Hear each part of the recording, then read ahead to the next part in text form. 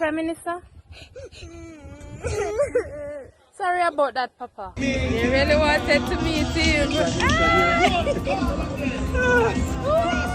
I suspect this is Mateo. Yes. And Leon.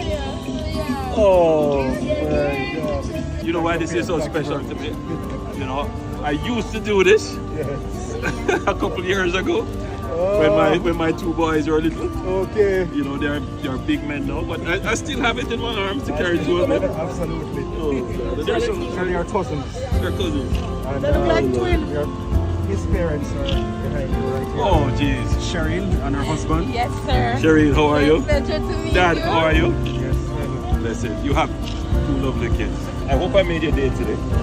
Yes? So, they pray until they fall asleep. Oh, because they wanted to meet you so much. Well, look, we have a little token for them. Yes, It's sir. a pleasure. Thank you so much.